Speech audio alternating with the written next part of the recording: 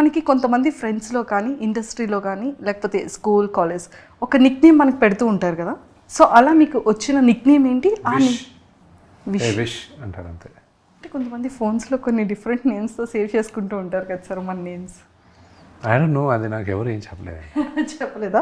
Okay, మీరు మీ మొబైల్లో డిఫరెంట్గా ఎవరి నేమ్ అయినా సేవ్ చేసుకుంటారు? అందరి పేర్లు అలాగే చేస్తుంటారు, ఓన్లీ నేమ్స్తోనే.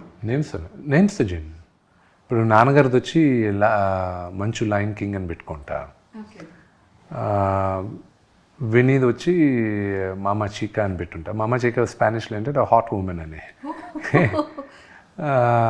అమ్మది వచ్చి మంచు క్లారిటీ అని పెట్టుంటా, ఎందుకంటే ఆవిడకి తప్ప ఆవిడకున్న క్లారిటీ ఇంక మా ఎవరికీ లేదని. అండ్ మా కజిన్ ఒకడు ఉన్నాడు, వాడి పేరు వచ్చి బాన్ ఇరిటేటెడ్ అని పెట్టుకుంటా.